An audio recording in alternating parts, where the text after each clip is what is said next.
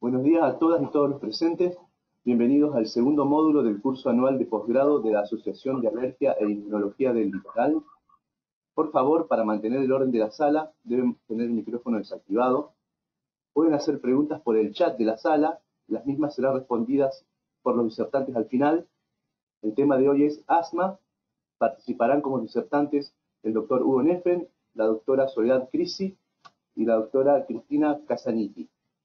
Las moderadoras son la doctora Liliana Fernández y la doctora Marisa González Broin. Buenos días, doctora Fernández, puede comenzar cuando desee. Buenos días a todos nuevamente. Les doy la bienvenida como presidenta de la Asociación de Alergia del Litoral a todos a este segundo módulo de nuestro curso anual de posgrado de la Asociación del Litoral. Como ustedes saben, es nuestra principal actividad como asociación, que en años anteriores la hacíamos de manera presencial y este año, por las circunstancias conocidas, lo estamos haciendo de manera virtual. Agradecemos al Colegio de Médicos por facilitarnos esta plataforma y el soporte técnico. Y bueno, les resumo mientras se van sumando más participantes, más o menos en qué consiste nuestro curso. Nuestro curso este año va a constar de 4 módulos, de los cuales ya se dictó uno en el mes de junio, que tuvo muy buena convocatoria. Si alguno lo quiere presenciar, lo quiere visualizar, lo puede buscar en la plataforma de YouTube. Allí lo pueden buscar como curso anual de posgrado 2020 AAIL, módulo Inmunología y Alergia, y pueden también entonces no perderse ese primer módulo. Luego de este módulo de asma vendrán 2 módulos más, uno de alergia alimentaria y otro de alergia a medicamentos. Como les decía, en esta oportunidad el tema va a ser una enfermedad de alta prevalencia, como es el asma bronquial, que nos ocupa a nosotros y a otros especialistas como médicos clínicos, generalistas, pediatras y neumonólogos. Para ello vamos a tener la presencia de 3 disertantes. En primer lugar, el doctor Hugo Neffen, que va a hablar de las guías del manejo del asma. La doctora Soledad Crisi, que nos va a hablar de un tema que nos preocupa, que son las espirometrías en tiempos de COVID. Y finalmente vamos a tener una clase teórico-práctica que la va a dar la doctora Cristina Casaniti, de asma eosinofílico. Bueno, en primer lugar voy a presentar al primer disertante, que es todo un referente de la alergia y ni hablar de este tema del asma, que es el doctor Hugo Neffen, que es expresidente de la asociación y hoy miembro honorífico de la Asociación del Litoral, expresidente de la Asociación Argentina de Alergia, director del Centro de Alergia, Inmunología y Enfermedades Respiratorias de Santa Fe, es miembro y embajador de Asma por GINA desde el 2015 y past president de la Asociación Internacional de Asmología, entre otros antecedentes. La verdad que la currícula del doctor, si tengo que decir todo, nos llevaría bastante tiempo y tenemos una larga charla hoy, así que lo quise resumir más o menos en eso, la mayoría lo conoce. Así que bueno, doctor, ya le cedo la palabra y le agradezco por supuesto su presencia como siempre en nuestro curso. Bueno, buenos días a todos. Vamos a comenzar entonces con la disertación, que es Guías para el manejo del asma GINA 2020. En primer lugar, indudablemente un placer compartir este curso con la doctora María Soledad Crisi, a quien conozco prácticamente desde el día de su nacimiento, y con Cristina Casaniti. Y también, por supuesto, le doy una gran bienvenida a Mario Calvo, que nos está escuchando desde Valdivia. Bien, vamos a hablar de guías para el manejo del asma, teniendo en cuenta GINA y teniendo en cuenta GEMA, que es la guía de CEPAR ALAT. En mi disertación abarcaré los 3 siguientes tópicos: situación del asma en Argentina, objetivos del tratamiento y manejo farmacológico según las guías. Y finalizaremos con los desafíos a enfrentar para mejorar el manejo del asma en Argentina. Situación del asma. Referente a la prevalencia, uno tiene que tener en cuenta los estudios realizados y publicados en niños y adolescentes a través de ISAC. En el grupo etario de 6 a 7 años, en la fase 1 en Argentina, la prevalencia daba alrededor de 15.6%. En el grupo etario de 13 a 14, en la fase 1 era 11,2%, y en el estudio de Córdoba, que es el único centro donde se pudo repetir la fase 3, conducido por Carlos Baena en ese centro, dio 13.6 en estos 8 años de diferencia. Es decir, que la prevalencia de asma, según la metodología del ISAC, aumentó un 2.4% entre las 2 fases de ISAC. En adultos, publicamos en el 2018 el estudio para determinar la prevalencia de asma en adultos jóvenes en Argentina, en zonas urbanas de Argentina.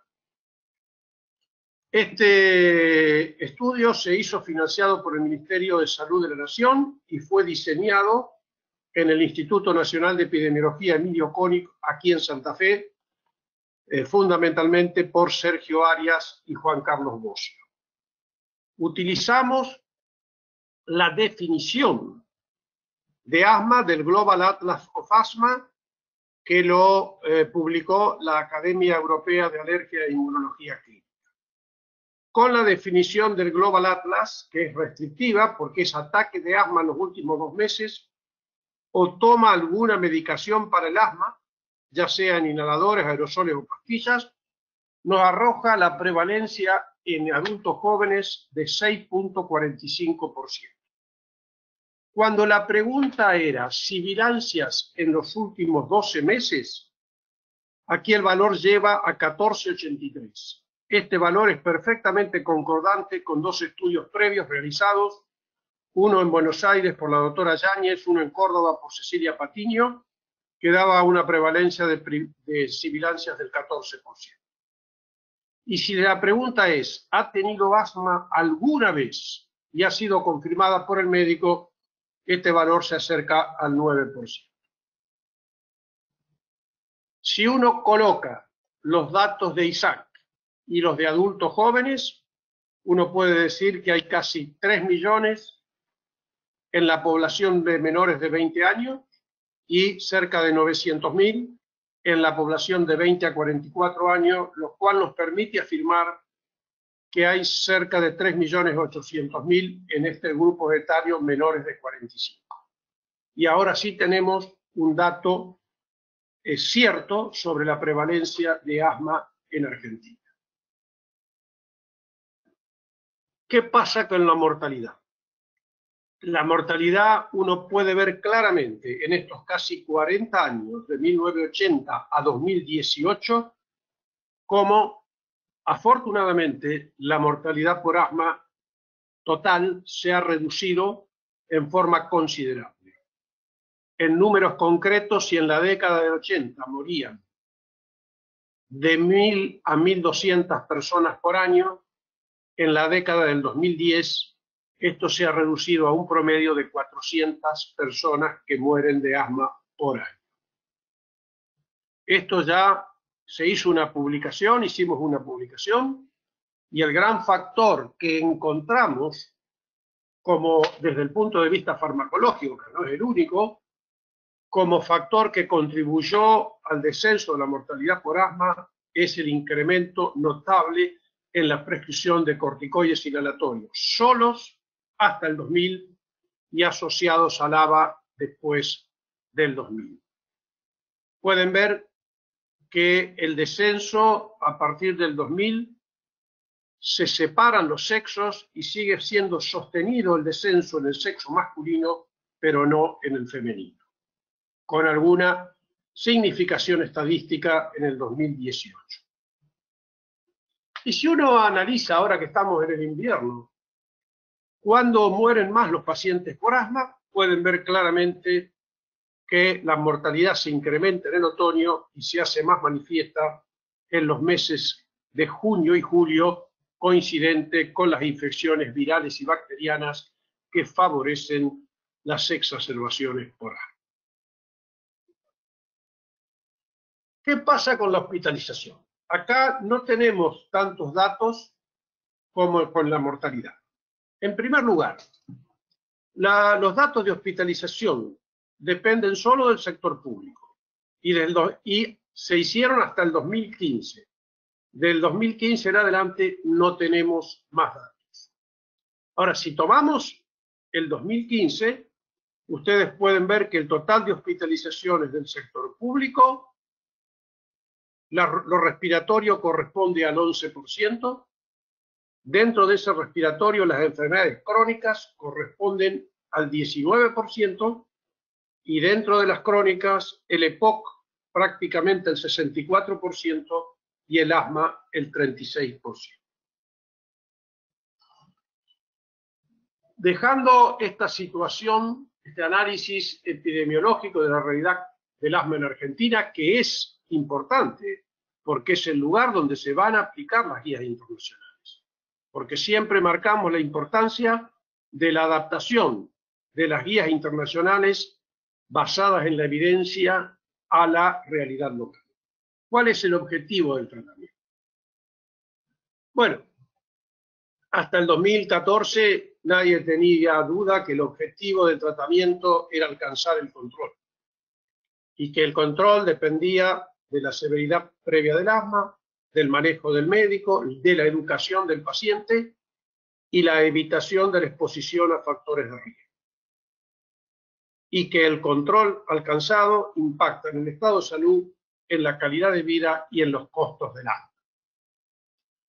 Ahora hay algunas discusiones si no es más importante disminuir las exacerbaciones y la mortalidad y en un lugar secundario del control. Pero esto es motivo de discusiones, porque un asma controlado debiera tener lógicamente menos exacerbaciones y muy poca mortalidad.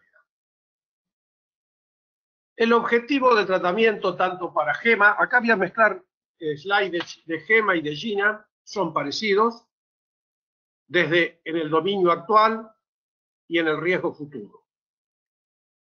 En el dominio actual es, por supuesto, prevenir los síntomas diurnos, nocturnos, no usar medicación de rescate, no tener restricción de actividades tanto deportivas, lúdicas o laborales. En el riesgo futuro, aquí sí, la estrategia debe estar focalizada en prevenir las exacerbaciones y la mortalidad, minimizar la pérdida progresiva de la función pulmonar y evitar los efectos adversos del tratamiento. Y GEMA incluye evitar la inercia terapéutica, que podríamos significarla como no dejarlo al paciente que resuelva sus problemas de broncoespasmo y de dificultad respiratoria solo con un rescatador. El tratamiento del asma incluye 5 componentes: confirmar el diagnóstico, no nos olvidemos que hay subdiagnóstico del asma y sobrediagnóstico, donde se medica como asma patologías que no lo son. Educar para el automanejo, piedra angular del tratamiento en todas las enfermedades crónicas, el tratamiento farmacológico, explicarle al paciente con un plan escrito qué es lo que debe hacer cuando está controlado y qué debe hacer cuando presenta una exacerbación, y la reevaluación periódica que dependerá del grado de control y la severidad del asma. Confirmación del diagnóstico. No hay duda que en todo chico mayor de 5 años, y por supuesto en adultos, debe realizarse una valoración objetiva de la función pulmonar con test de reversibilidad para confirmar el diagnóstico. Y también, por supuesto, que se puede usar el pico de flujo fundamentalmente en relación a la variación del pico de flujo, que si es amplia es un factor que nos está indicando la probabilidad de exacerbación. Ahora bien, no voy a usar más que el estudio EIN, publicado en el 2013. En Argentina, el 70% de los pacientes se le hizo espirometría alguna vez.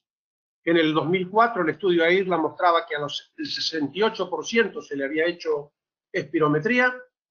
Y en el estudio de prevalencia de asma en adultos jóvenes que publicamos, también da el valor de 69%. Es decir, que en Argentina tenemos el 70% de los pacientes con asma que se le ha hecho espirometría, y el objetivo, por supuesto, es llevar esto a valores más altos, cercanos al 100%. Bueno, el asma se evaluaba, se clasificaba en intermitentes y persistentes. Cuando el objetivo fundamental e indiscutible era el control, se pasó a las clasificaciones de control del asma, bien controlada, parcialmente controlada y mal controlada. Esto ya lo conocen, no lo voy a volver a analizar, simplemente decirles que el bien controlado ahora es ninguno o menos de 2 días al mes. Igual o hasta 2 días al mes. Antes era todo por semana. Y otro hecho importante era la necesidad de medicación de rescate. Pero ahora, en GEMA no, pero en GINA esto se complica porque se está recomendando la asociación formoterol-budesonida como rescatador, y no se han puesto de acuerdo, y está en el documento de GINA, cómo van a rearmar este cuadro teniendo en cuenta la nueva estrategia terapéutica. Bien. Ahora, el término clave es hasta 2 veces al mes. ¿Por qué? Porque es el valor que se tiene en cuenta de cara a modificar la estrategia terapéutica controladora o no. Pasemos ahora concretamente al manejo farmacológico. Los fármacos para tratar el asma los conocemos, al margen de los glucocorticoides, los antileucotrienos, el LABA, el tiotropio para los estadios 4 o 5 y las diversas opciones de anticuerpos monoclonales. Y la medicación de rescate, los ABAs y el lipratrol.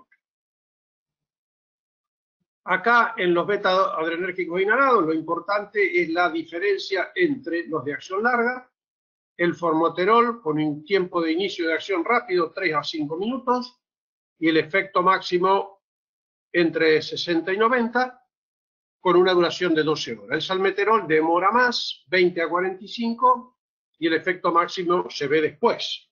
Puede ser a las 2 o a las 4 horas.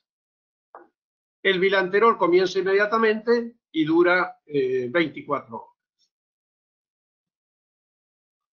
Y los corticoides inhalados. Aquí es importante para después analizar los steps. Vamos solamente a citar la budesonida y la fluticasona propionato, que son las que más manejamos. Una dosis baja de budesonida es hasta 400 microgramos día. La de fluticasona propionato 250, y el furoato, aquí hubo una interesante discusión en archivos de neumología español sobre lo que es dosis media y lo que es dosis alta. Lo que es dosis, la CEPAR, o sea, la GEMA, pone dosis media 92, dosis alta 184, y la dosis baja es 50. Lo que pasa es que esa dosis no ha sido lanzada al mercado, por lo menos en los países de Latinoamérica, aunque sí hay una presentación en Estados Unidos para pediatría con 50 microgramos. Bien, pasemos ahora al tratamiento según GEMA y después analizaremos las variantes con GINA. Primer tema importante para remarcar. ¿Qué significa en porcentaje el escalón 1 y 2? El escalón 1 y 2 de GEMA significa prácticamente el 60% de los pacientes. El escalón 5 y 6, que es el asma severo, que puede necesitar biológicos o no, dependerá de los casos, significa el 5%. Ese 60% es muy importante para los especialistas, pero es muy importante porque como los especialistas educamos a los médicos de atención primaria que nos refieren los pacientes. Porque este grupo de pacientes indudablemente está manejado por el amplio espectro de la medicina de atención primaria, clínicos, pediatras, médicos de familias y médicos generales. Por lo tanto, aquí es fundamental bajar un mensaje unificado para que estos pacientes, en lo posible, sean manejados de acuerdo a la evidencia. Todos los STEP, indudablemente, tienen que tener educación, control ambiental, diagnóstico y tratamiento de las otras comorbilidades.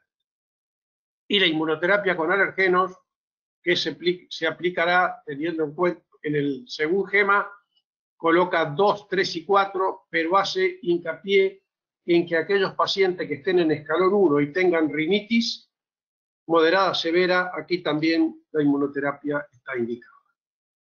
Fundamentalmente como un factor protector para el desarrollo posterior de asma. Entonces, el escalón 1, vayamos ahora a abordar los escalones. Y veámoslo qué significan los escalones con la antigua clasificación de GINA de severidad. El asma leve significa los escalón intermitente y leve, de la persistente leve son los escalón 1 y 2. La persistente moderada, el escalón 3 y 4, y la grave, los escalones 5 y 6.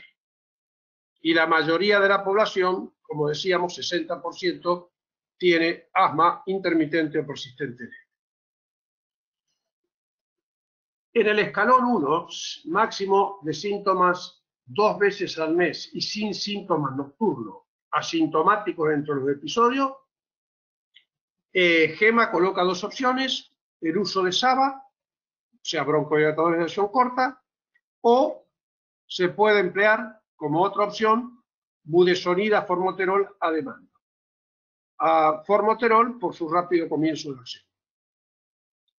Esto habrá que adaptarlo a la realidad de cada uno de los pacientes, al costo-beneficio y en estas épocas también a lo que significa el costo de la medicación, porque indudablemente es mucho más económico las dosis de salbutamol que una combinación de budesonida con formoterol. En el escalón 2, estos son los pacientes que tienen síntomas más de 2 veces por mes, pero no diarios. Acá para GEMA, el tratamiento de elección es el glucocorticoide inhalado a dosis baja, administrado diariamente, y el SABA como rescatador. No hay duda la eficacia del corticoide inhalado a dosis baja para disminuir el riesgo de las exacerbaciones y de los síntomas. Pero hay otra estrategia que para GEMA no es la de elección, sino es una opcional, que es la administración de budesonida formoterol en un solo inhalador a demanda, en comparación con el tratamiento continuo de corticoides inhalados, y que esto ha demostrado no ser inferior en la prevención de las exacerbaciones, que fueron similarmente bajas en las 2 estrategias indicadas. También se puede, en pacientes que no hayan recibido previamente tratamiento de mantenimiento con glucocorticoides, utilizar un glucocorticoide inhalado a dosis baja más un LABA como tratamiento de inicio, lo cual mejora síntomas y la función pulmonar. Pero esta estrategia, ya sea con formoterol o con salbutamol, tiene un costo superior y no hay mayor diferencia en la reducción de las exacerbaciones que los corticoides a dosis bajas. Ahora bien, muy importante es tener en cuenta este slide de Richard Beasley, que él aquí resume trabajo que ya publicó hace muchos años para demostrar lo siguiente. Los corticoides inhalados, y fíjense bien en este slide, él coloca en un lado, con las líneas continuas, los efectos benéficos y con líneas cortadas, intermitentes, los efectos secundarios. El 85%, está esto con fluticasona, que habíamos acordado 250 era una dosis baja. El 85% de los efectos prácticamente se logran con 250 microgramos día. Es decir, tanto para el FB1, para el pico de flujo, para el uso de medicación de rescate, para las exacerbaciones y para los despertares nocturnos. Es decir, que si uno aumenta luego las dosis, va a aumentar poco los efectos benéficos y van a empezar los efectos secundarios de la insuficiencia adrenal, cataratas, fracturas vertebrales, diabetes, etc. Que esto es lo que se observa cuando uno llega, por ejemplo, fíjense, 1000 microgramos de fluticasona, que es prácticamente 5 miligramos de prednisona día. Por lo tanto, hay que tener cuidado con qué dosis estamos usando, tanto esto es fluticasona, pero esto vale también para budesonida y vale también para mometasona. ¿De qué asociaciones disponemos en Argentina? Bueno, las conocidas, ahora se ha agregado formoterol, mometasona, formoterol, fluticasona, propionato, y bilanterol, fluticasona. Está claro que cualquiera que tenga, cualquier corticoide inhalado que tenga como LABA el formoterol, va a permitir que se use como medicación de control y también pueda utilizarse como rescatador. Pero ahora regulatoriamente el único que lo tiene aprobado regulatoriamente para uso a demanda es el formoterol budesonida.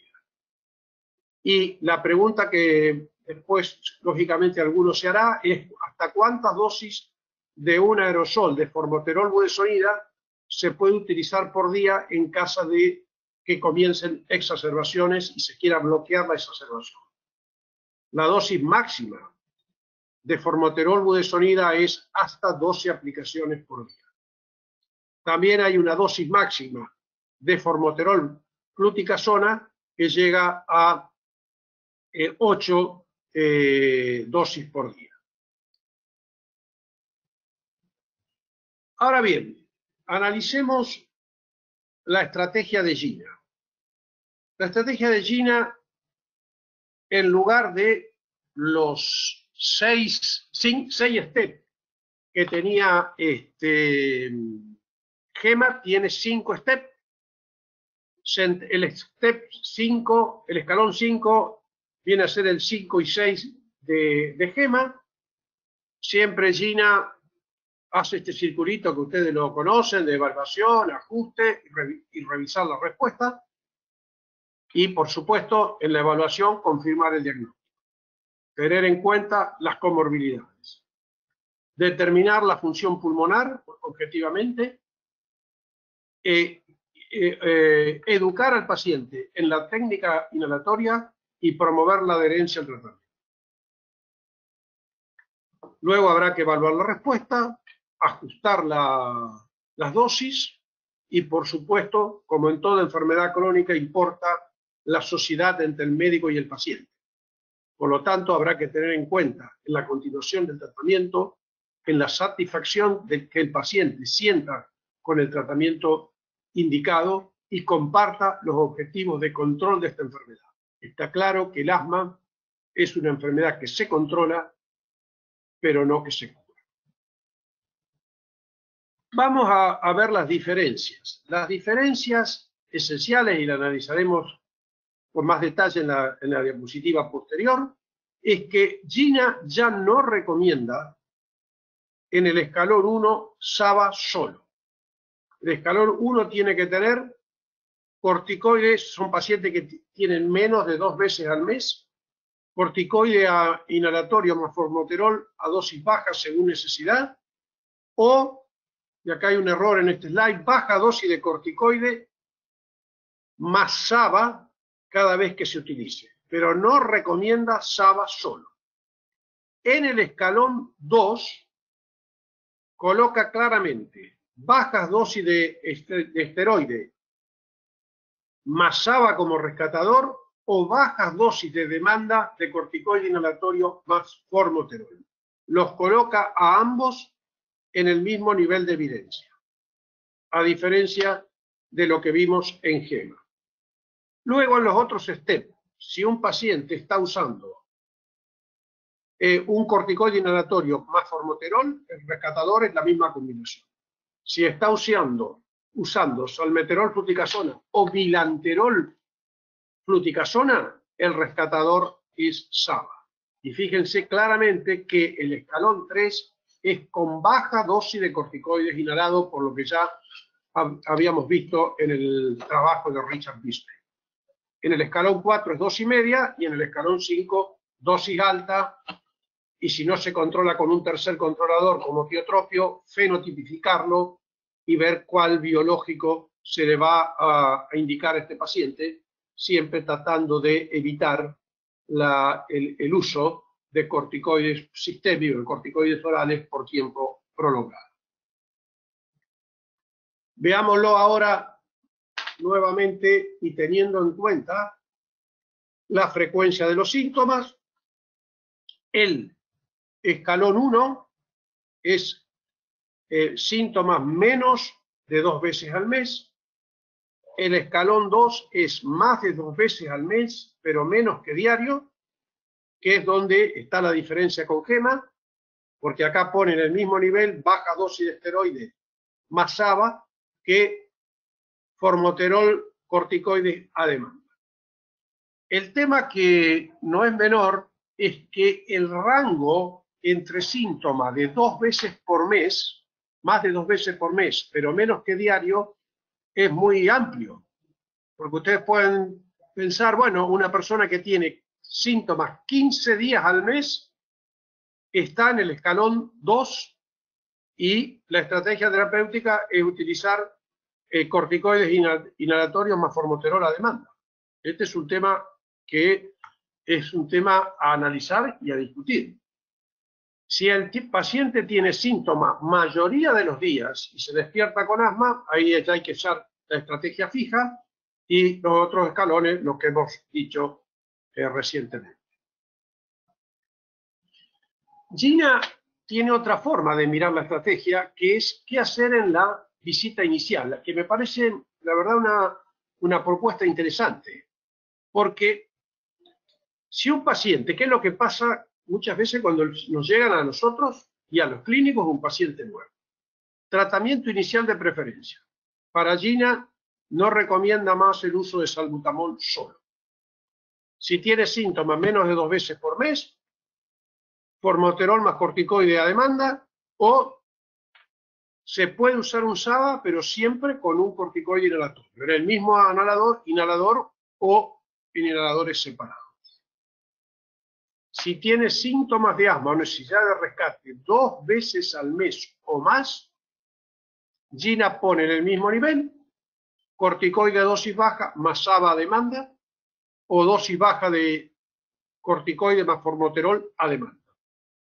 Hay otras opciones menos efectivas, como son los antileucotrienos, que como ustedes saben ahora hay un black box de la FDA respecto a los efectos psiquiátricos, que ellos han visto y que realmente en el manejo de los antileucotrienos se ve en algunos pacientes pero no me parece que sea algo muy frecuente. De cualquier forma, lo que está claro que los antileucotrienos son otra opción menos efectiva que los corticoides inhalatorios y con un nivel de evidencia A.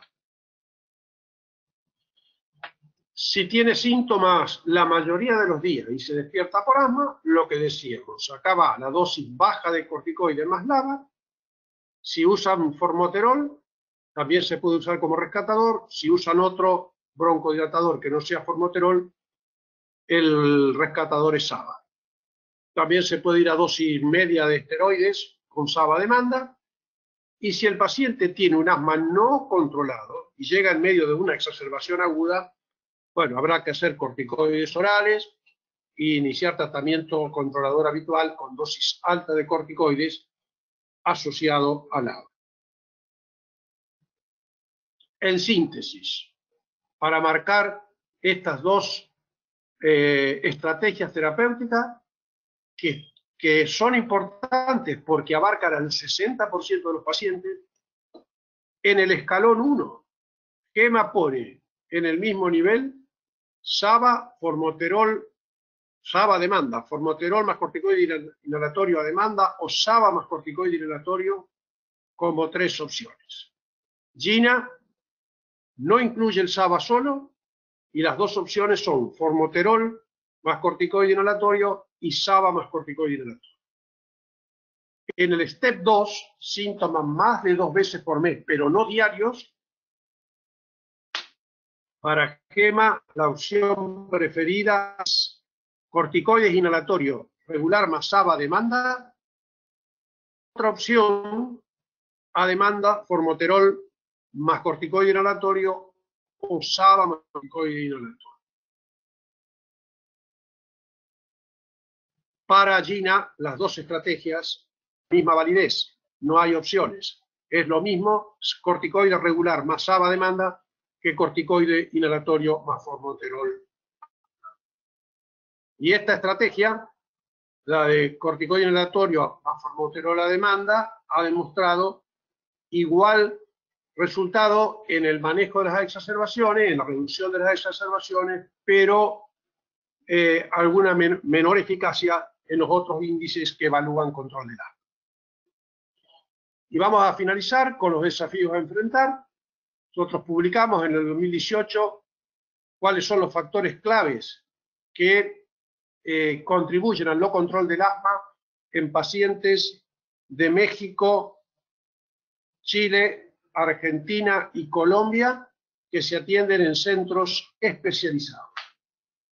Y ahí vimos claramente que el 56% de los pacientes que se atendían en estos centros especializados no estaban controlados, pero tengamos en cuenta que el 31% de estos pacientes eran pacientes severos según la clasificación del ATS. Y aquí vean ustedes lo que significa control o no control. Las admisiones hospitalarias eran el doble en los no controlados, las exacerbaciones moderadas a severas el triple, y las visitas de emergencia 2 veces y más en los no controlados que en los controlados. Evidentemente el asma no controlado es el que tiene el mayor número de exacerbaciones y es el que produce más costos directos por asma en el manejo de las exacerbaciones, ya sean en las hospitalizaciones y las visitas de emergencia. El desafío a enfrentar, no hay duda, que es aumentar la prescripción de antiinflamatorios y disminuir el uso de rescatadores. Porque estos trabajos ya de hace años, 2012 y el otro de 1994 de SAMI Suiza, muestran que si un paciente consume más de 3 dispositivos de aerosol presurizado de rescatadores al año, tiene mayor riesgo de hospitalizaciones. Pero si usa más de 12 al año, tiene un marcado incremento de tener exacerbaciones. En este mismo estudio que estos son Excelentes eran el 50 centros especializados.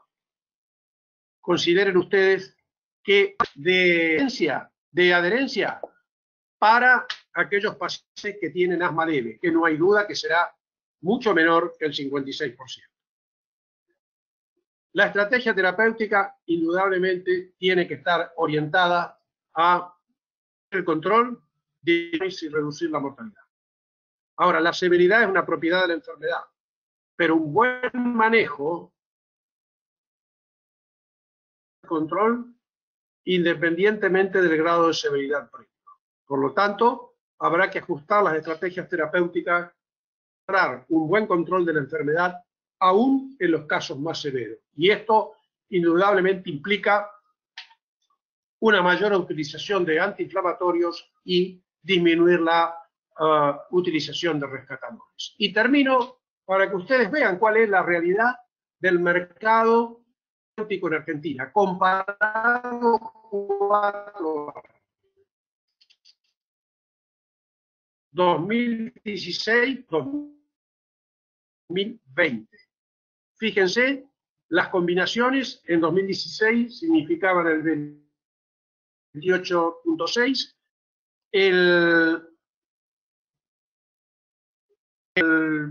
y en el 2020 30.4. Los agonistas de beta-2 corta 37. Hay una caída significativa 1.4 a 27.7 significativa del 17%, y eso está alineado con las guías. Están en 14.9 con una caída en unidades del 7. Decía que he tratado de explicar las dos estrategias lo más claro posible de Gina y Gema, y quedo a disposición de ustedes para las preguntas, si queda alguna duda o algún otro tema adicional en referencia a las dos nuevas guías que se han lanzado este año actualizadas. Les recuerdo que está habilitado el chat para todas las preguntas que se van a hacer al final. En el momento en que la va a moderar la doctora González Broin, expresidenta de la Asociación de Alergia del Litoral, con quien tengo el placer de compartir la coordinación de estas charlas. Bueno, a continuación pasamos a la segunda charla del módulo, a cargo de una joven alergista, expresidenta de la Asociación de Alergia de Rosario, la doctora María Soledad Crisi, que nos va a hablar de un tema que nos preocupa a todos, los que hacemos esta prueba tan importante de función respiratoria, que es la espirometría en tiempos de COVID. Cabe resaltar, bueno, disculpe doctor Neffen, con el tema de la parte tecnológica me olvidé de agradecerle por su excelente charla, siempre tan clarificadora, y bueno, recalcar que a pesar de la contingencia que estamos viviendo con la pandemia y la cuarentena, recalcar lo importante que es que los pacientes se sigan con el tratamiento que fue indicado por sus médicos, que es tan importante para el control de esta patología. Y ahora sí, le cedo la palabra a la doctora Crisi para que nos hable de su tema, espirometrías en tiempos de COVID-19. Bueno, buenos días. Para mí realmente es un lujo poder compartir esta mañana con ustedes.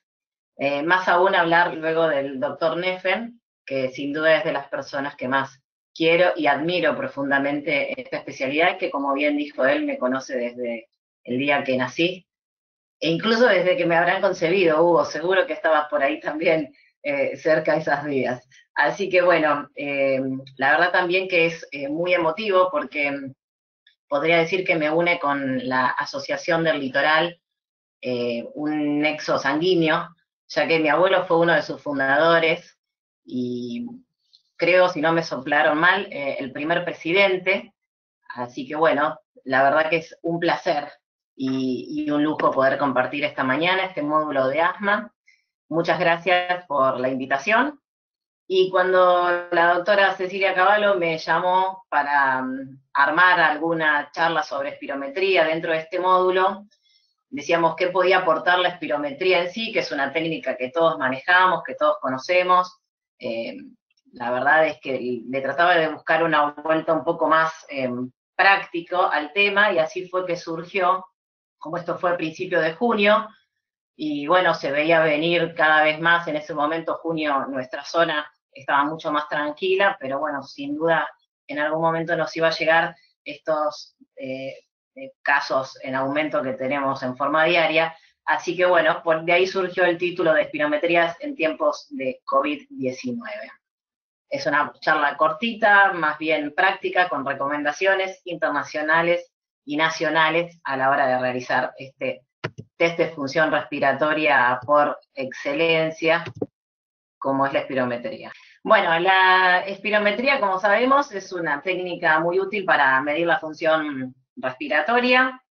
Sin duda es práctica, es poco invasiva, es de bajo costo, es transportable, todos lo hacemos en nuestro consultorio, no ofrece demasiado secreto y tiene múltiples indicaciones diagnósticas, sin duda, para evaluar signos o síntomas de pacientes con resultados incluso anormales en el laboratorio, medir el efecto de una enfermedad sobre la función pulmonar, evaluar riesgo en aquellos pacientes fumadores de jerarquía o que están expuestos por su ocupación a algún agente nocivo, también para evaluar riesgo prequirúrgico, sobre todo en cirugías tóraco-abdominales, para evaluar el pronóstico de una enfermedad. También tiene indicaciones de tipo de monitoreo, algo muy importante para evaluar el efecto terapéutico en nuestros pacientes. También ver cómo el curso de la enfermedad nos afecta a la función pulmonar. Incluso de monitoreo en aquellas drogas que pueden llegar a presentar toxicidad pulmonar, podemos monitorear este efecto. También desde el punto de vista legal, para evaluar discapacidad y afectación. Tiene indicaciones a nivel de la salud pública, sin duda, con todos esos datos epidemiológicos que Hugo siempre presenta brillantemente, y sin duda la investigación clínica, que es justamente lo que me ha mantenido haciendo espirometrías desde el día 1 de la cuarentena.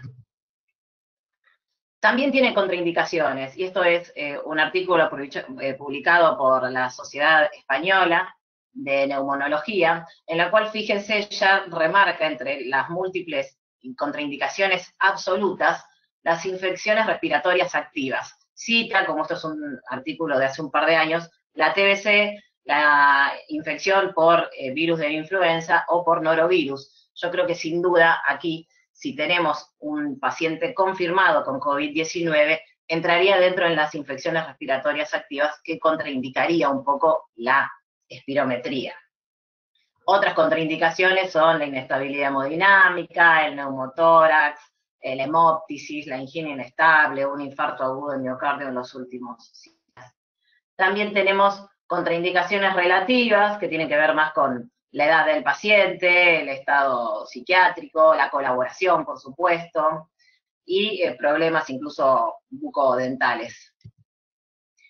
Bien, y esto es una lista de pasos que recomienda la ATS a la hora de realizar una espirometría. Fíjense que, como siempre, bueno, chequear la calibración con datos ambientales, utilizando jeringas para esto, la jeringa correspondiente de 1 litro o de 3 litros, depende del espirómetro.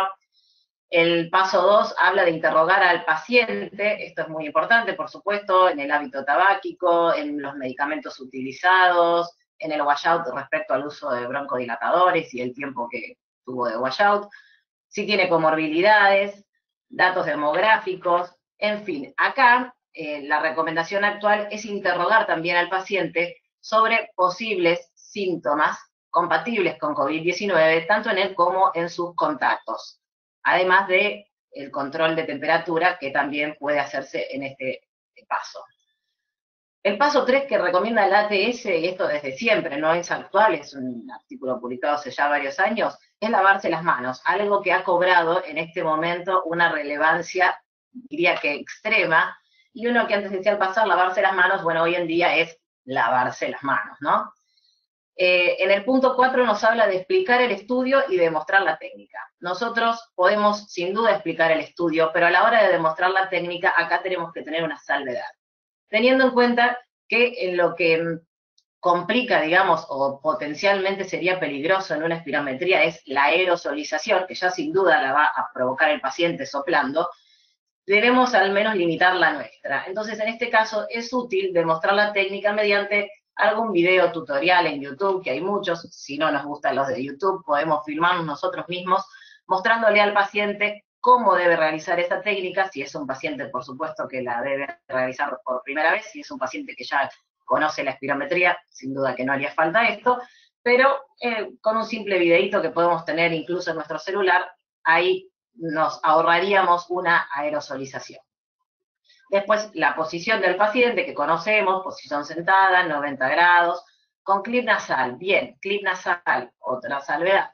El clip nasal pueden ser descartables, que vienen con unas gomitas como de goma eva, que esas son desechables, por supuesto, hoy más que nunca, que sean desechables, y aquellos que son de plástico, que las gomas, o sea, que es único, digamos, que no es desechable, realizar el correcto lavado y la limpieza posterior entre paciente y paciente. Después hay que colocar los labios alrededor de la boquilla, y el tema de la boquilla lo voy a mencionar un poco más adelante sobre el tipo de boquillas que se recomienda actualmente. El resto de los pasos no vale la pena chequearlos porque son por todos conocidos y ahí, por supuesto, no hay diferencias. Bien, ¿cuál es la recomendación de la Academia Americana con respecto a los test de función pulmonar? Bueno, ellos recomiendan que se limiten solo a aquellas que son esenciales, sobre todo para la decisión en los tratamientos en forma inmediata. Que se utilice la prueba más específica y sensible y con las medidas para proteger tanto al personal como al paciente. Respecto a estas medidas, hablan del equipo de protección personal, el EPP, que está tan de moda en estos días, y siempre evaluando, por supuesto, los riesgos potenciales de evaluar la función pulmonar en estos momentos. ¿Qué recomienda el CDC? Bueno, el uso correcto del equipo de protección personal también para cualquier procedimiento que genere aerosolización, como sin duda lo es la espirometría, y también recomienda el pre-screening del paciente, que esto era lo que refería anteriormente, de interrogar previo a la visita los síntomas tanto en él como en sus contactos compatibles con COVID, además de utilizar esta llamada de pre-screening o contacto de pre-screening para recordar las medidas de higiene o el protocolo que vamos a seguir, si es que tuviese uno en nuestra institución, a la hora de realizar la espirometría, de la llegada al centro y todo. Bien, este es el equipo de protección personal que se recomienda a la hora de hacer espirometría. Como pueden ver, la máscara facial, que puede tener o no esta cobertura en la cabeza, sino en la utilización de una cofia, por supuesto, el barbijo, la bata, que puede ser descartable, o aquellas que son reutilizables, lavables también, los guantes, acá en la foto estos no lo tienen, por eso lo puse al lado, con el cubrebotas, y en pacientes con sospecha o posibilidad real de COVID, el uso de un barbijo N95. Ahora vamos a las recomendaciones nacionales. ¿Qué recomienda la AMR en este trabajo sobre bioseguridad y prevención de infecciones cruzadas? La realización de estudios de función pulmonar, que si bien tiene unos años, fue actualizado este año en marzo, justamente en el comienzo de la pandemia. Bueno, primero refiere que existen pocos reportes de transmisión de infecciones dentro de las pruebas de función pulmonar, pero que la potencialidad de generar esa transmisión existe, por lo cual hay que ser cuidadosos. ¿Cómo puede ser esta transmisión? Puede ser por un contacto indirecto con las partículas que están suspendidas en el ambiente, por un contacto directo con el fluido biológico, en este caso fundamentalmente la función respiratoria en la espirometría serían las secreciones respiratorias y la saliva, o con los elementos inertes contaminados que utilizamos para ese test, como las boquillas, las pinzas nasales, los sensores de flujo, etc. Por eso es que es muy importante realmente evaluar el riesgo-beneficio, y es responsabilidad tanto del médico o el técnico a cargo identificar esos riesgos y limitarlos. Así es como que específicamente hablando de la pandemia de COVID-19, refieren restringir estos estudios a aquellos que se consideren indispensables, sobre todo para los que el resultado obtenido va a modificar una conducta clínica, y que si se tratase de un caso sospechoso de infección por coronavirus, ahí hay que, además de utilizar las recomendaciones del equipo de protección personal que nombré, sí o sí el barbijo de tipo N95.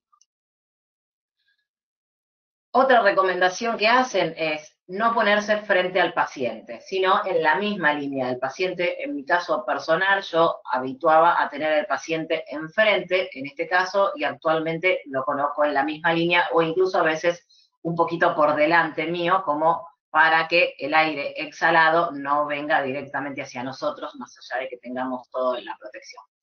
También es fundamental que el ambiente en el que hagamos este estudio tenga una correcta ventilación. Y si se puede, que esa ventilación sea natural, es aún mejor.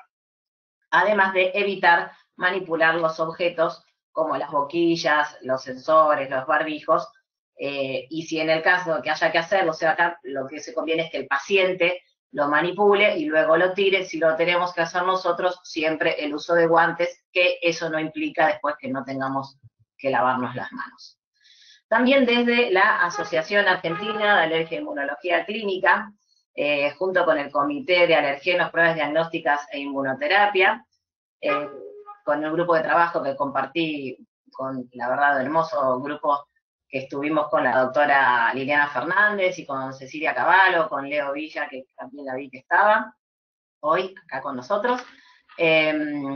Hicimos estas recomendaciones generales del ejercicio de la especialidad de alergia e inmunología clínica durante la pandemia de COVID-19 en Argentina. Si esto está en la página de nuestra asociación, si no lo han visto hasta ahora, la verdad que se las recomiendo, no es muy larga, está fácil de leer, creo que es muy práctica, modestia aparte, que una de las autoras diga eso, la verdad que no suena muy bien, pero los invito a que la lean si no la han leído.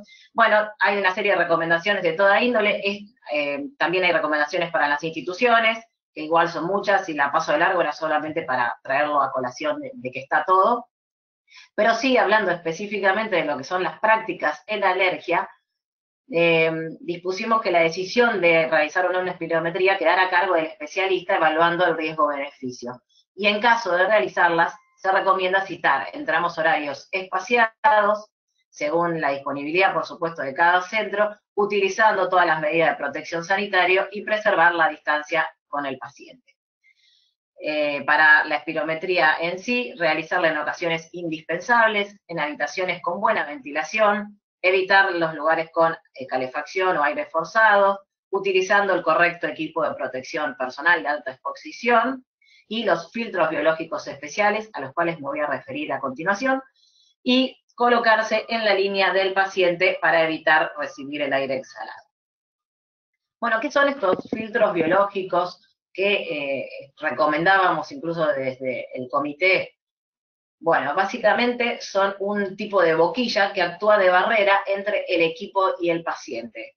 Son desechables, lamentablemente no se pueden reutilizar, tienen una estructura plástica, acá les muestro, esta es mi mano, estos son los que usamos nosotros en el centro, en la clínica.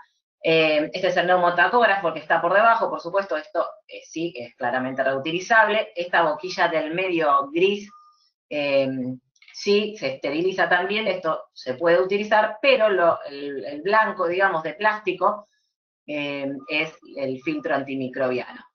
Esto contiene en el medio, que en esta azul se ve mejor, una lámina porosa, que parecería una hoja de filtro de café, la verdad, que contiene partículas de hasta 30 nanogramos. El virus del SARS-CoV-2 tiene un tamaño de entre 80 a 160 nanogramos, por lo cual estos filtros son altamente eficaces, especialmente para el virus del SARS-CoV-2. Acá está la otra parte, que esta sí se desarma toda y es esterilizable. Existen, por supuesto, otro tipo de sensores descartables y reutilizables que actualmente igual se pueden utilizar, que además tienen la ventaja de ser bioseguros porque reciben todo el flujo del aire del paciente, evitando así la contaminación del equipo. Acá tenemos distintas imágenes. El único que es reutilizable, que es este de abajo de todo, que es todo de plástico, eso se puede lavar en una solución jabonosa, detergente, se deja un par de horas ahí, luego para hacer secado se pone en posición vertical y puede ser reutilizado. Estos son todos filtros que están en este momento que se pueden utilizar, están autorizados.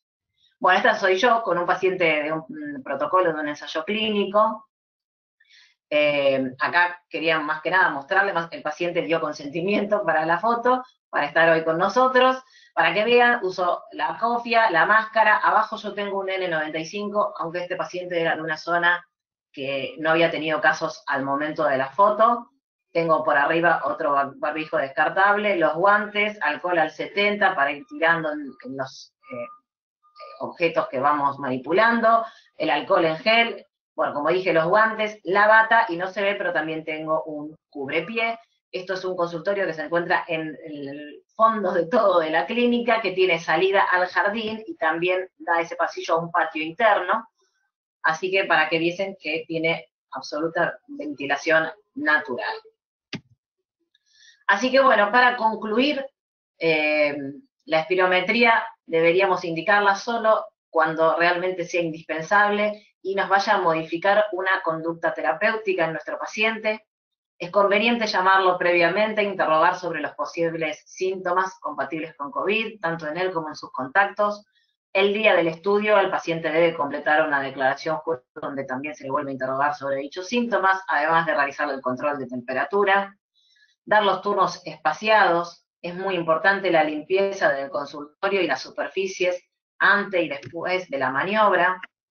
Una adecuada ventilación en el consultorio, la utilización de filtros antimicrobianos, por supuesto el uso correcto de todo el equipo de protección personal que fui enumerando, y otra tip sería colocar al paciente en la misma línea que el técnico.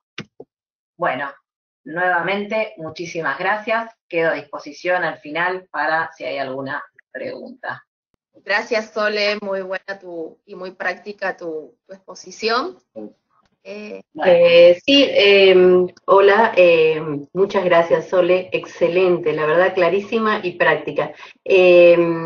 A continuación, seguís moderando vos, Marisa, para presentar a la doctora Casaniti. Bueno, Cristi, a ver si te podemos ver, así para los que no te conocen. Ahí estamos. Bueno, la doctora Casaniti nos va a hablar de un caso de asma eosinofílica. La doctora Casaniti, además de ser expresidenta de la Asociación de Alergia y Inmunología del Litoral, es nuestra artista destacada también, así que doblemente orgullo, y bueno, un placer, aunque sea por este medio, verlas, que hacía mucho tiempo que no la veíamos. Vamos a terminar, cuando termine Cristina la disertación, vamos a abrir el debate de las preguntas, así que los encuentro y nos vemos cuando termine Cristina. Adelante, Cristina. Muy buenos días, ¿cómo están todos ustedes? Un gusto compartir con los colegas que me han precedido y sus excelentes exposiciones. En primer lugar, mi agradecimiento a la Asociación de Alergia y Inmunología Litoral por haberme convocado y permitirme compartir este caso, que como dijo la doctora Liliana, tiene un aspecto práctico y un marco teórico. El caso clínico al cual nos vamos a referir es de un caso de María, una señora de procedencia seguida en Entre Ríos, de profesión docente, de 52 años, con antecedentes positivos hereditarios de una madre con asma bronquial, como antecedente patológico un CA de mama, tratada, controlada, estable, en periodo asintomático, con una rinosinusitis alérgica, asma, y posteriormente la confirmación también del diagnóstico de pólipos nasales, y como antecedente significativo, no fumador. La primera consulta la realiza ella en mayo del 2018, con una línea significativa, un patrón obstructivo importante, broncoespasmo con escasa respuesta a la medicación de rescate indicada por su médico, salbutamol y dexametasona, siendo su primer episodio de disnea aguda. No refiere episodios aparentemente de disnea previos.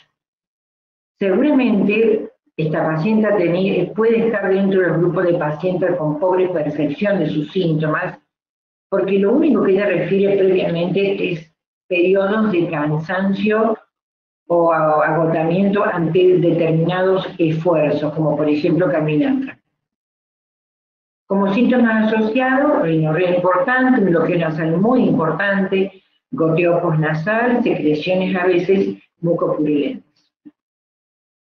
Como tratamientos previos, solo sintomáticos, sin medicación controladora o preventiva. Se solicita laboratorio de rutina, dosaje de IgE, de la de senos paranasales y tórax, espirometría, estado ácido-base y posteriormente tomografía de tórax y de senos paranasales. En esta primera etapa se plantea que con una espirometría de una capacidad vital forzada de un 50%, un BEP1 del 44% o un pico flujo máximo del 78%, podríamos estar ante un diagnóstico de una asma bronquial severa persistente. Se indica fluticasona y bilanterol asociado a umeclidina, sin respuesta satisfactoria, por lo que se agregan periodos de corticoides sistémicos orales. Mejora su cuadro obstructivo, pero en todas las visitas de control siempre persistieron las sibilancias y la broncorrea. Dijimos, bueno, entonces podemos estar ante un asma de difícil control, asociado a una rinosinusitis alérgica. También se solicita la consulta ORL por la sospecha de pólipos nasales. Se realiza PIC-test positivos del alergeno, específicamente para ácaros y hongos anemófilos, y actualmente está con inmunoterapia con dichos alergenos. En cuanto a la tomografía de senos paranasales, tenemos una pansinusitis con una ocupación completa del seno frontal, esfenoidal, etmoidal y a nivel de senos maxilares con nivel hidroaéreo. Hipertrofia de cornete con obliteración osteomatal. En cuanto a la tomografía de tórax, al 1 del 19, presenta pequeñas atelectasias en segmento medial del lóbulo medio derecho y língula inferior, con también un aspecto de lesiones secuelares significativas. Un micronódulo de 3 milímetros, lóbulo inferior derecho, y al 8 del 20 esta tomografía no ha presentado modificación. También se realiza una interconsulta nuevamente por su disnea persistente con su oncólogo a los fines de evaluar la relación de su antecedentes de mama, la cual responde que la paciente está controlada. Se realizan los siguientes estudios, como podemos observar, al 6 del 18 teníamos una eosinofilia de un 10%, siendo los demás parámetros dentro de límites normales y con un parasitológico negativo. Al 8 del 18 una eosinofilia del 19%, al 9 del 18 una eosinofilia del 30%. Una eosinofilia en esputo del 56%, un estado ácido-base de una PCO2 de 42 milímetros de mercurio y una CO2 de 64.4 milímetros de mercurio. Se descartan además bronquiectasias y teniendo en cuenta la evolución, especialmente la pobre respuesta a la terapéutica, se plantea la posibilidad de estar realmente frente a un asma eosinofílica severa. Este concepto está tomado de las múltiples observaciones, el cambio terapéutico ante la indicación de corticoides orales y los resultados de laboratorio que ustedes acaban de observar. El especialista ORL plantea la posibilidad de cirugía de pólipos nasales una vez estabilizada la paciente. Entonces, a esta altura se plantea el esquema de evaluación para el diagnóstico y posibilidad de indicar un plan con medicamentos biológicos.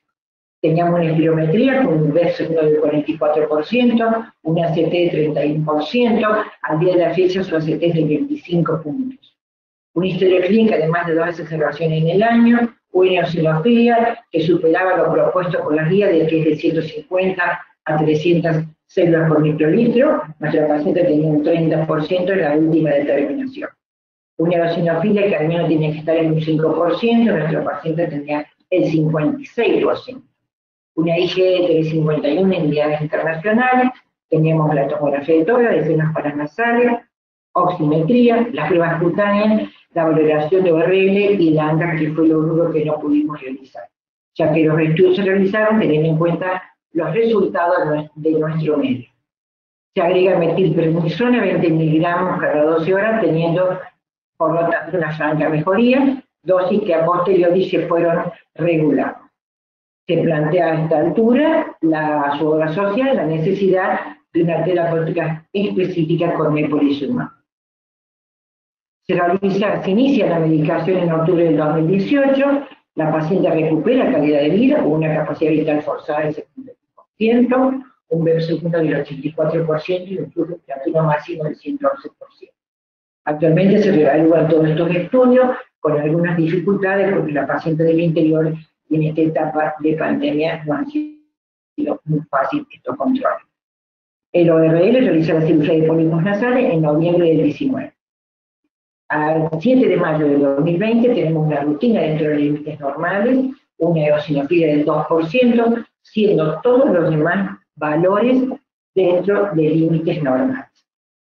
Presentado este caso, vamos a buscar un marco teórico que encuadre y nos oriente a ver cómo fuimos analizando este caso. En este rico y extenso tema que es el asma eosinofílica, he tratado de elegir lo más significativo. Me titila la cámara, por eso me detuve, disculpa. Sabemos que el asma es una enfermedad compleja, es un síndrome que incluye entidades nosológicas con características comunes diferenciadas. Estas variantes tienen implicancias terapéuticas y pronósticas. Todos sabemos que el fenotipo incluye características observables o detectables de un individuo, y es el resultado de la interacción entre la carga genética del sujeto y la interacción con los factores ambientales. El asma eosinofílica es el fenotipo mejor estudiado. En un 50% de pacientes con asma bronquial pueden detectarse estas células, tanto en esputo, lavado bronquioalveolar y biopsias bronquiales, tanto en el asma leve, moderada o severa.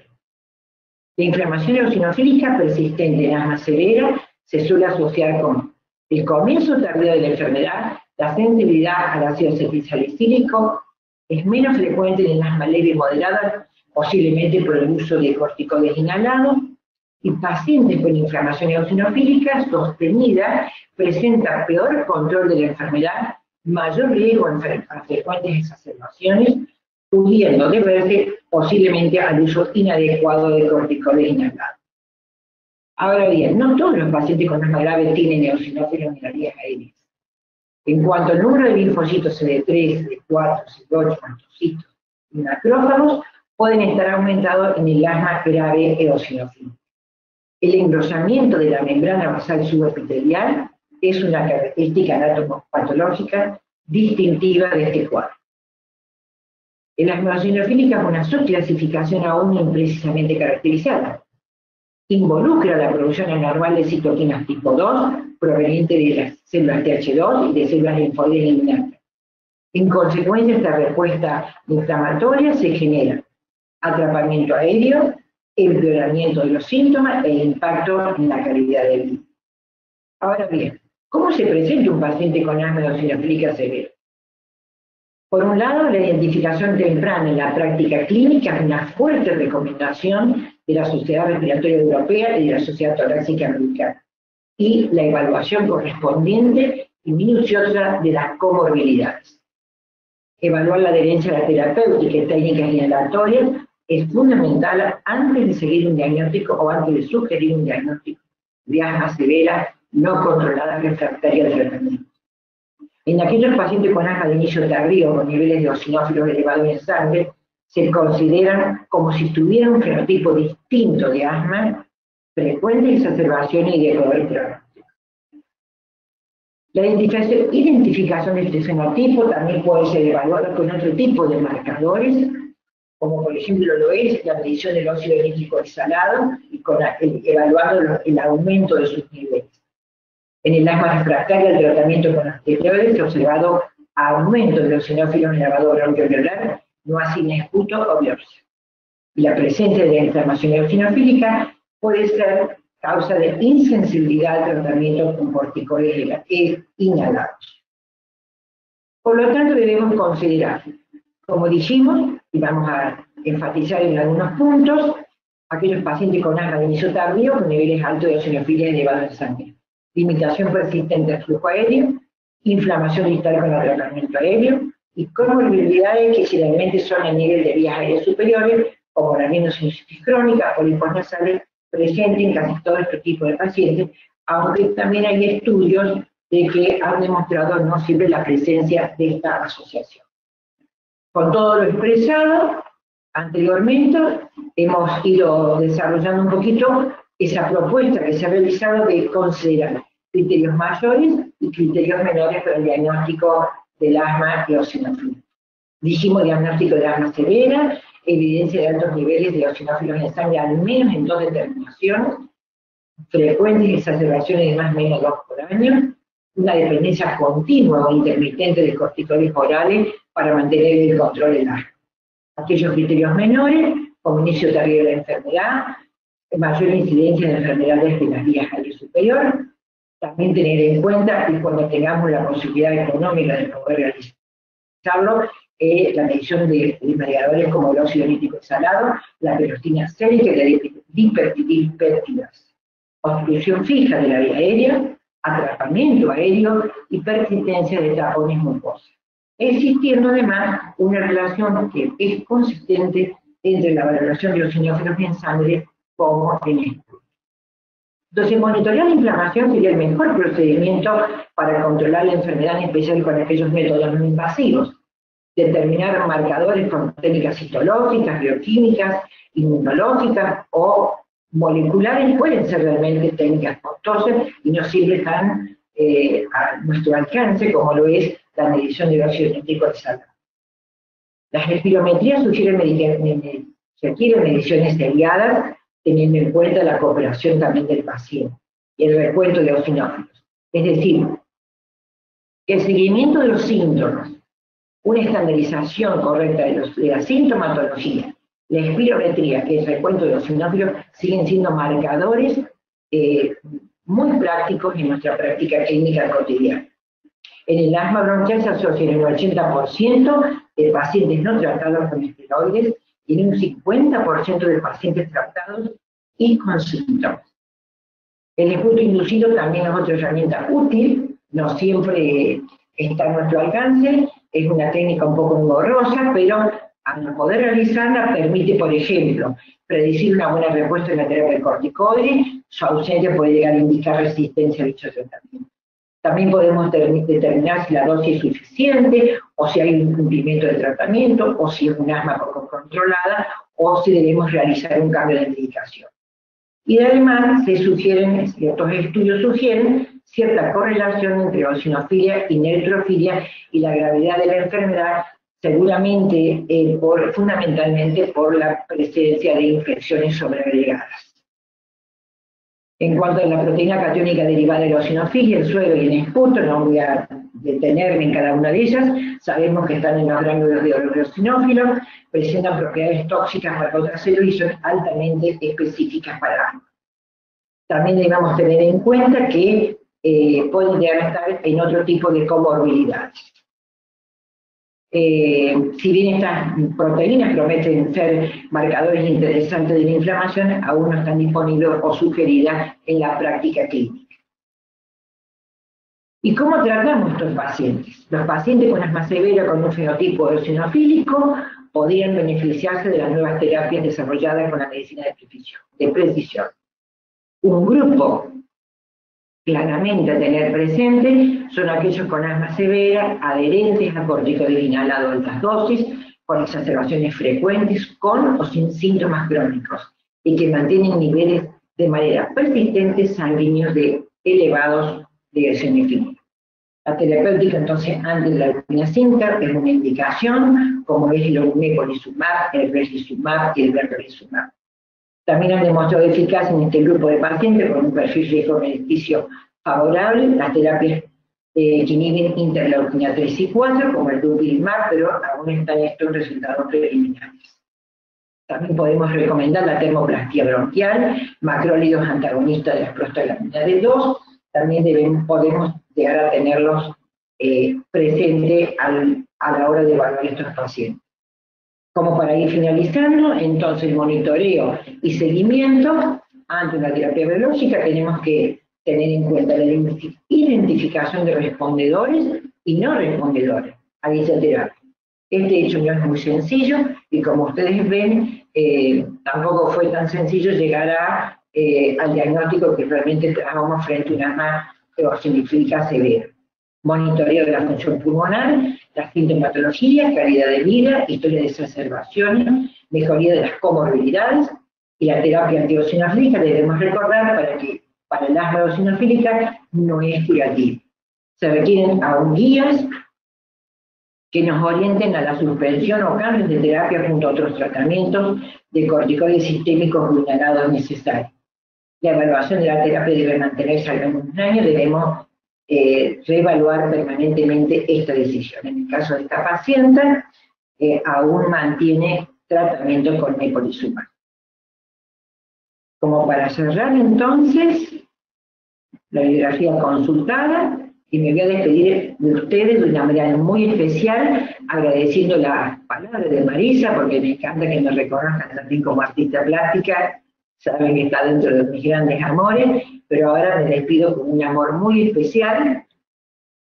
Muchas gracias y me despido junto a Pilar. Muchas gracias. Bueno, muchas gracias, Cristi.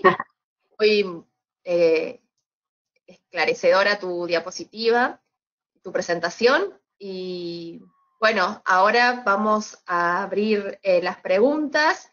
En primer lugar, el doctor Darío Josviak le pregunta al doctor Neffen si es posible que la combinación de budesonida y formoterol, si bien no es la primera elección en el STEP 2 de YEMA, es posible que tenga mejor adherencia del paciente que los corticoides inhalados solos. Muchos pacientes tienen buena adherencia a los corticoides solos por más que nos eduquemos al respecto. Doctor Neffen. Bueno, Darío, claramente el tema de que se proponga budesonida formoterol a demanda en STEP 2, dejemos el 1 porque son síntomas menos de 2 veces por mes, pero en el STEP 2 es la baja adherencia a el tratamiento con corticoides inhalados sin la asociación de un broncodilatador. Ahora, el tema es cómo se educa, no a los especialistas, sino al amplio espectro de la medicina de atención primaria que manejan estos pacientes para que usen a demanda budesonida formoterol, porque el mensaje no es decirle al médico que le diga al paciente que haga lo que quiera. Porque acá es claro que el paciente va a utilizar el producto, la asociación de formoterol más corticoide inhalatorio, cuando tenga síntomas. Pero aquí hay dos temas clave a decirle. ¿Cuál es la dosis máxima que ese paciente puede utilizar por día? Segundo, educarlo para que si tiene que utilizar a demanda varias veces durante más de 3 días, ese paciente debe reajustar su estrategia terapéutica. Entonces, está claro que el paciente que use a demanda lo va a usar cuando lo necesita. Si eso es evaluar adherencia al tratamiento, va a ser correcta, porque lo va a usar cuando lo necesita. Pero hay que advertir claramente cuál es la dosis máxima por día y además que si tiene que usar esta estrategia varias veces por día, va a tener que cambiar la estrategia terapéutica y seguramente ajustarla a dosificar durante un tiempo. Esto es un tema de discusión, porque fíjense que Gina ha dejado el nuevo cuestionario de evaluación de control para el año próximo, porque este año no se han puesto de acuerdo, porque en el ítem usa medicación de rescate más de 2 veces por día, con esta estrategia terapéutica no es compatible. O sea que es un tema a tener en cuenta. Yo pienso que uno tiene que ajustar el tratamiento al paciente que tiene enfrente. Si uno está en un paciente en STEP 2 y ese paciente tiene un perfil de buen adherente, es probable que sea mejor la estrategia de corticoide inhalatorio más SABA. Si uno está entre un paciente que no tiene buen perfil de adherencia, recomendarle formoterol más corticoide inhalatorio a demanda, pero con las recomendaciones de dosis máximas al día y de que si tiene que persistir con la estrategia más de 3 días, debe adecuar una nueva forma de administrar la combinación con corticoides inhalados y beta 2 de acción larga. Perfecto, Doc. Muchas gracias. Otra pregunta de Marcia Ondetti, también para el doctor Neffen. Pregunta si hay algún estudio en pacientes mayores de 6 años y menores de 12 años con budesonide formoterol. Bueno, la estrategia a demanda está aprobada para mayores de 12. Entre 6 y 12 años se sigue con la estrategia anterior. Por supuesto que hay estudios realizados. Ustedes saben bien que los LABA no deben administrarse a menores de 4 años, tanto formoterol como salmeterol, pero sí hay estudios clínicos que demuestran claramente la eficacia de la combinación con corticoides inhalatorios versus el corticoide solo con el beta 2 de acción corta de demanda. Perfecto, muchas gracias. Ahora preguntas para Soledad. Adriana Herrera pregunta si en caso de espirometría, si hay un caso asintomático, ¿cómo se determinaría? Y si hay sospecha de que tener un paciente contagiado, ¿se realiza o no? Bueno, en este caso, si es un caso asintomático, ¿cómo se determinaría? Claramente que es difícil sin un hisopado. No sé cómo están en Santa Fe, en Rosario te hisopan solo si tenés síntomas, si hay un pedido directo, específico por algún médico completando la ficha epidemiológica, si no, es difícil. Por supuesto que siempre desde lo privado se puede ir a hacérselo, pero bueno, yo creo que en este caso, si hay sospecha, como pregunta la doctora Adriana, tendremos que evaluar el riesgo-beneficio, si realmente, como hablé en la charla, si es indispensable, si realizar esta espirometría va a generar un cambio en la conducta terapéutica, por supuesto, si fuese realmente, no sé, alguna indicación incluso para un prequirúrgico que necesitaría, y ahí se debería hisopar y tener bien el dato si el paciente es positivo o no. Siempre en esto hay que evaluar, no hay una única respuesta, hay que evaluar el riesgo-beneficio, y en el caso de que tengamos una sospecha concreta y alta y necesite realmente hacerlo, utilizar todo el equipo de protección personal, incluido el barbijo de tipo N95, que es el que incluso utilizan para intubar a pacientes con COVID, por lo cual estaríamos resguardados. Perfecto, Sole, de alguna manera contestaste también la segunda pregunta de Emilio Jiménez, que decía si en zonas de circulación comunitaria de COVID-19 había alguna indicación precisa. Y lo otro que consulta... Las indicaciones, sí, digo, son las que hablé todo en la conclusión. De hecho, así es como trabajamos en Rosario, que es actualmente una ciudad con circulación comunitaria. Como mostré en las fotos, como yo realizo hoy en día espirometrías, no te diría que casi todos los días, pero por lo menos 2 en la semana hacemos, así que las recomendaciones son esas. bien. Y pregunta también Emilio Jiménez si siempre hay que usar clip nasal. Bueno, está recomendado por la ATS realizar las maniobras con un clip nasal, así que sí, lo ideal sería usarlo. Bien. Y ahora te consulto yo, más o menos vos que estás haciendo esto, con respecto a todos los equipos de protección personal que vimos y todas las medidas, estos filtros, si eso, dos cosas, ¿qué costo aproximado tiene y si se consigue actualmente o hay escasez? Por lo menos allá en Rosario. Mira, nosotros al trabajar en ensayos clínicos, todos estos filtros biológicos que mostré, nos los dan a granel para cada protocolo, por lo cual tenemos muchísimo, gracias a Dios y a los sponsors. La verdad es que nos podemos dar ese lujo. Con respecto a todo el equipo que yo mostré, la verdad es que no resultó difícil conseguirlo, lo compramos, me encargué yo, es costoso, más que nada el barbijo N95, después la cofia, la bata, los guantes, por supuesto que eso no. Lo que más me costó conseguir fue los barbijos, pero bueno, duran un tiempo, nosotros utilizamos solamente para hacer espirometrías, la verdad es que dura bastante tiempo. Una cosa es cuando vos lo usás horas porque estás en terapia con muchos pacientes y lo utilizás permanentemente, y cuando vos lo utilizás como lo usamos nosotros, que es solo en la maniobra espirométrica, o cuando hay alguna sospecha en algún paciente, después no lo usamos, entonces te dura mucho más tiempo, así que digamos que es una inversión un poco más a largo plazo para la pandemia. Pero sí, es costoso, y actualmente nosotros lo compramos a principio de todo, porque ya te digo que estuvimos haciendo espirometrías desde, no sé si de marzo, pero esos primeros 10 días de cuarentena que estuvo la clínica cerrada, ¿no? Pero después ya sí, desde abril, lo compramos muy al principio. Creo que actualmente está un poco más complicado conseguir barbijos de ese tipo. Bien.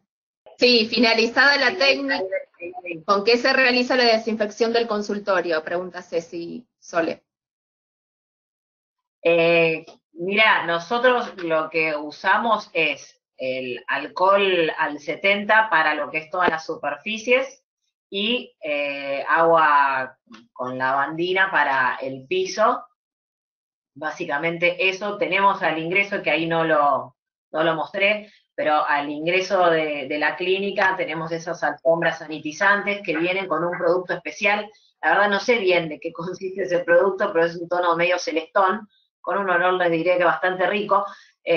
Así que el paciente primero pasa por ahí, luego por una con lavandina, recién ahí ingresa a la clínica, completa la declaración jurada, así que bueno, se le toma la temperatura, así que digamos que el piso, más que con agua, con lavandina, con el trapo, y las superficies con alcohol al 70, no hacemos en el consultorio en sí. Después los equipos sí utilizamos otro tipo de desinfectantes. Perfecto. Una pregunta de la doctora Predolini para Cristina. Ante la sospecha de asma eosinofílica, ¿recomienda empezar con qué método de diagnóstico, Cristi?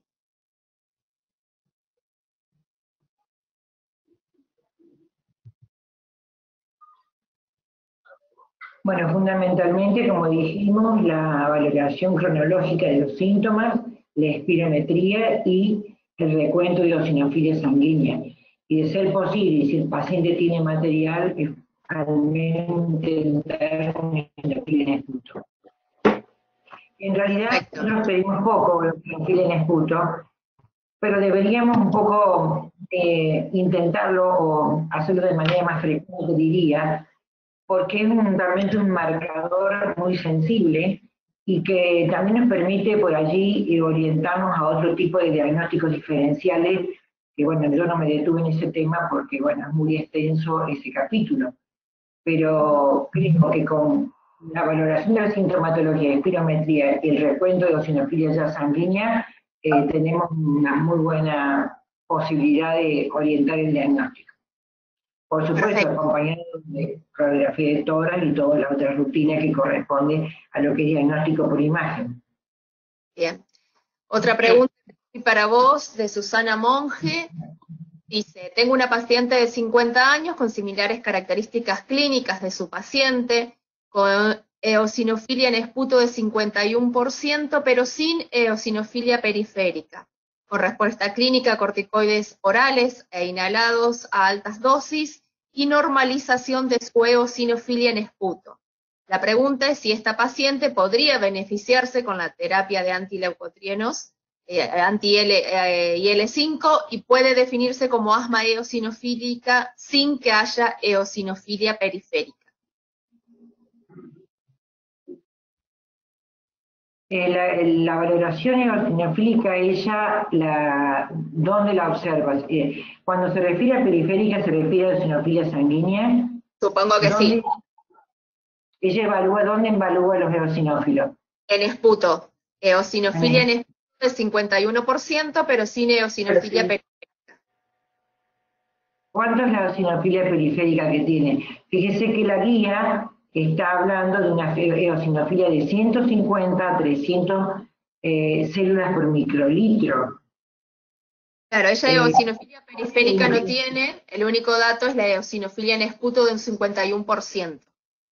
Yo repetiría, haría varias determinaciones de eosinofilia sanguínea, para ver si yo en algún momento, porque yo también tuve una eosinofilia baja al comienzo, y fíjense ustedes que de pronto tenía una eosinofilia que fue del 10% al 30%.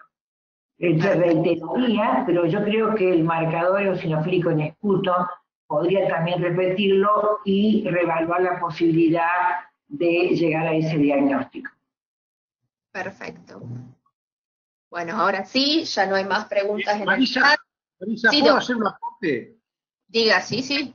Un tema clave en relación al asma en la época de pandemia es que los pacientes no corten los tratamientos preventivos que están utilizando, porque ninguno de los tratamientos preventivos va a favorecer contagios por coronavirus o por otras virosis respiratorias. Las recomendaciones con la espirometría fue muy clara, María Soledad Crisi. Ahora, nosotros ahora tenemos otro tema más ambiental que está afectando toda la provincia de Santa Fe, desde Rosario, Santa Fe y hasta Villa Ocampo. No sé cómo es la situación en Paraná, que eso lo pueda explicar. Entonces, Rosario, con el Departamento de Calidad de Aire de la UNR, muestra claramente que el número de partículas respirables en Rosario hubo días del mes de junio y de julio que fueron 5 a 6 veces mayores que las habituales, que son los gases y vapores dependiendo de los incendios forestales. Y esto indudablemente va a reactivar síntomas en los pacientes respiratorios, ya sea por asma o por EPOC. Lo que pasa es que no se puede hacer ahora una correlación con el número de consultas porque por la pandemia han disminuido las consultas en los hospitales. Pero bueno, la combinación de asma, pandemia y exposición ambiental al humo de pastizales debe fortalecer el concepto de que los pacientes con asma y con EPOC, yo no me meto en EPOC porque no es lo mío, pero en asma, no dejen de realizar los tratamientos preventivos que han sido indicados. Perfecto. ¿Me permite? Sí, Cristi. Lo que dice el doctor Neffen es muy importante y también enriquece la pregunta de la colega anterior. La eosinofilia también está relacionada a la polución ambiental. Entonces, muchas veces es importante ver la respuesta terapéutica, la necesidad que puede haber tenido esta señora de haber mejorado no con la asociación de corticoides sistémicos orales, pero tener en cuenta la parte medioambiental también es fundamental, porque está dentro de los diagnósticos diferenciales que tenemos que realizar. Perfecto. Bueno, ahora sí entonces, agradecerles muy especialmente a los 3 expositores por el tiempo, por la dedicación, por la claridad con la que han expuesto estos temas de tanto interés. No sé, Lili, si vos querés decir algo más. Sí, bueno, no se han leído, pero hay muchísimas felicitaciones a los 3 expositores por sus excelentes charlas. La verdad que ha sido un nivel muy bueno, muy completo, muy elevado. Recordarles a los participantes que esta charla ha sido grabada y que la pueden buscar en YouTube. Primero la vamos a editar y posteriormente la vamos a subir a YouTube.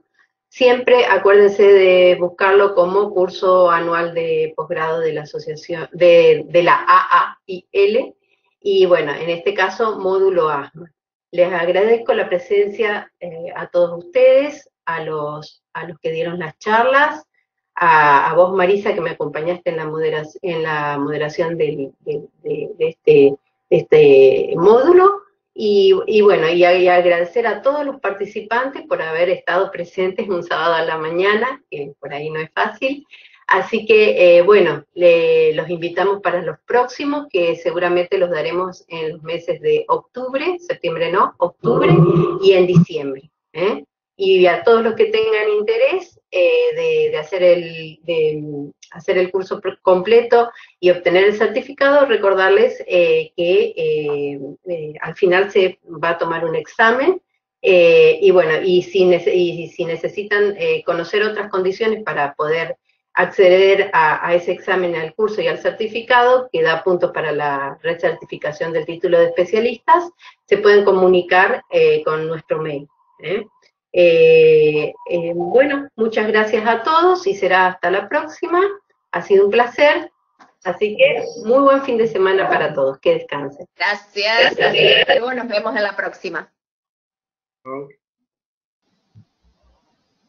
Bueno, entonces, muchas gracias, doctores. Damos por finalizado la reunión. Gracias, muchas gracias Darío y muchas gracias Guido. Hasta pronto, que tengan un buen fin de semana. Hasta pronto. Chao, hasta luego.